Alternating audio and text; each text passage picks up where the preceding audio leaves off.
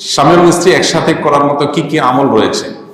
স্বামী এবং স্ত্রী দুজনে একসঙ্গে করার মতো আমল যদি বলি তাহলে বলবো সবর এবং শুকর। উভয়কেই সবর করতে হয়, উভয়কেই শুকর করতে হয়। জামাইটা যদি অমানুষ হয় বউ সবর করবে, আর বউটা যদি অমানুষ হয় জামাই সবর করবে। বউয়ের কিছু পেয়েছে ভালো, তাহলে জামাই শুকর আদায় করবে, আবার জামাই কিছু ভালো পাইছে বউয়ের শুকর আদায় করবে। উভয়ের জন্য কমন এবং মিউচুয়াল যে আমল আছে, যেটার মধ্য দিয়ে দাম্পত্য জীবন সুখী হতে পারে, সুখময় হতে পারে, সেটা হলো সবর এবং শুকর। এর বাইরে আরো বহু আমল আছে যে আমলগুলো স্বামী স্ত্রী একযোগে করতে পারেন। যেমন সন্তানদের লালন পালন ক্ষেত্রে দ্বীনি তারবিয়ত দেওয়া, আল্লাহ ভীরু মুত্তাকি মানুষ হিসেবে গড়ে তোলা, ইমানদার হিসাবে গড়ে তোলা। এক্ষেত্রে স্বামী এবং স্ত্রীর উভয়ের একযোগে চেষ্টা করার ব্যাপার আছে। উপার্জন হালাল হওয়ার ক্ষেত্রে স্বামী স্ত্রী উভয়ের একযোগে আমল করার ব্যাপার আছে। স্ত্রী যেরকম তার স্বামীকে ডেডলাইন দিয়ে দিবে যে হালালের মধ্যে থাকতে হবে, এর বাইরে যেতে পারবা না, স্বামীও একই সাথে স্ত্রীকে বলবে এবং দায়িত্ব নিবে যে হালালের বাইরে তার পরিবারকে উপার্জন তিনি করে দিবেন না। এই জায়গাটাতে উভয়কে একযোগে কাজ করতে হবে। তাহলে পরিবারের সন্তানদের লালন পালন, দ্বীনি তারবিয়ত দেওয়া, হালাল উপার্জন, আল্লাহ যা হালাল দেন সেটা পরিমাণে কম হলে আমরা তুষ্ট থাকবো, অন্যদের সাথে নিজেদেরকে কম্পেয়ার করব না, এইসব বিষয়গুলোতে। এবং যদি নিজের জীবন সঙ্গীর জীবনে ভালো কিছু পাওয়া যায়, মুখে স্বীকার করতে হবে, তাকে থ্যাঙ্কস দিতে হবে, কৃতজ্ঞতা জানাতে হবে, তাহলে আল্লাহ খুশি হবে। শুধু মনে মনে শুকর আদায় করলে হবে না। অনেক স্বামী স্ত্রী আছে, অনেক স্বামী আছে স্ত্রীর ভালো গুণ দেখে মনে মনে আলহামদুলিল্লাহ বলে, আল্লাহকে শুকরিয়া জানায়, কিন্তু বউর কাছে কিছু বলে না। বউর উপর দৌড়ের উপর রাখে সবসময়।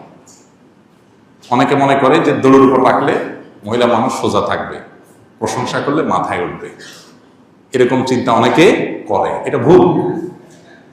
মানুষের ভালো কাজের স্বীকৃতি পেলে মানুষ আরো ভালো কাজ করতে উদ্বুদ্ধ হয়।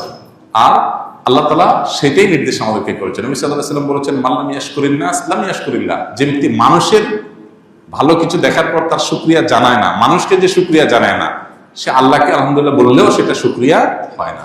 এই জন্য শুধু আল্লাহকে আলহামদুলিল্লাহ বললে হবে না, মানুষকেও স্বীকৃতি দিতে হবে। এটা স্ত্রীর বেলায় প্রযোজ্য, স্বামীর বেলায় প্রযোজ্য।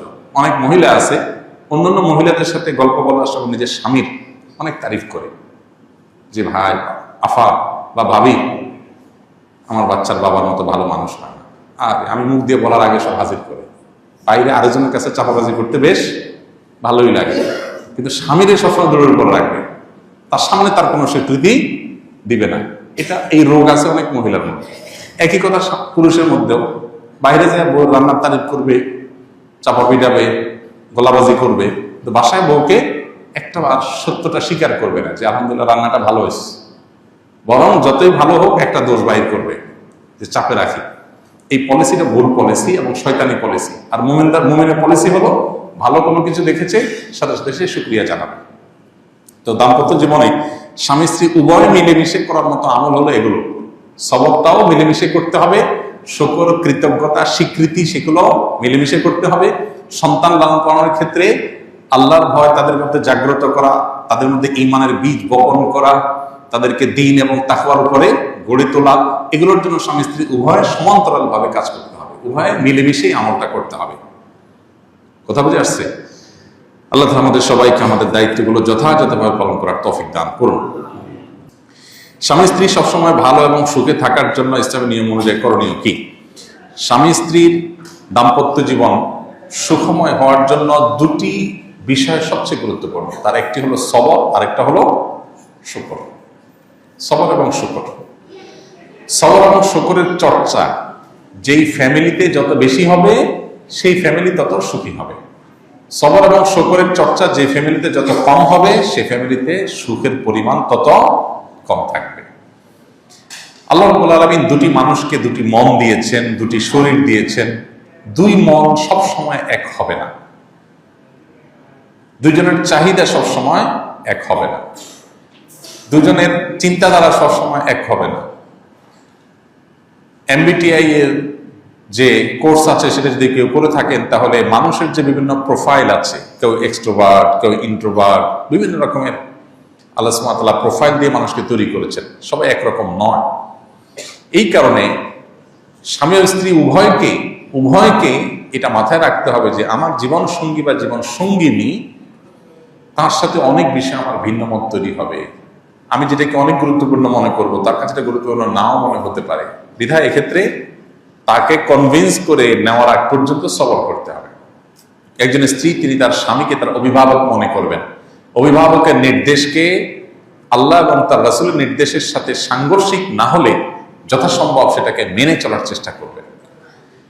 এই বিষয়গুলো যদি আমাদের মধ্যে থাকে, একজন স্বামী তিনি তার স্ত্রীকে সন্তুষ্ট রাখবার জন্য যত রকম ছাড় দেওয়া যায়, ধৈর্য ধারণ করা যায়, তার ভালো কাজের স্বীকৃতি দেওয়া যায়, এগুলোকে মেনটেন করে তিনি চলবেন। কারণ নবী সাল্লাল্লাহু আলাইহি ওয়াসাল্লাম বলেছেন, খায়রুকুম লিআহলি, তোমাদের মধ্যে কেউ তার স্ত্রীর কাছে বা পরিবারের কাছে যদি ভালো থাকে, সে আল্লাহর কাছেও ভালো। অতএব পরিবারের কাছে ভালো হওয়ার প্রয়োজনে মুখ খারাপ করা যাবে না, সবর এবং ধৈর্যের খেলাফ পরিপন্থী কিছু করা যাবে না, উত্তম আচরণ প্রদর্শন করতে হবে।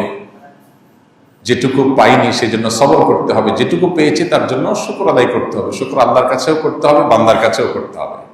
অর্থাৎ জীবন সঙ্গীকেও জানাতে হবে যে হ্যাঁ, তোমার এই জিনিসটাতে আমার খুব ভালো লাগে। কৃতজ্ঞতা জানাতে হবে, প্রকাশ করতে হবে। মান লাম ইয়াশকুরিন নাস লাম ইয়াশকুরিল্লাহ।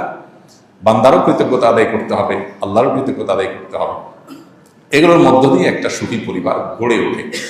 আজ দ্বীনি দিকটা আমাদের দুর্বল হয়ে যাওয়ার কারণে আমাদের দাম্পত্য সম্পর্কগুলো সব ঠুনকো এবং দুর্বল হয়ে গেছে। আল্লাহ তাআলা আমাদেরকে সুখী দাম্পত্য জীবন নসিব করুন। আস সুন্নাহ ফাউন্ডেশন, উম্মার স্বার্থে সুন্নাহর সাথে।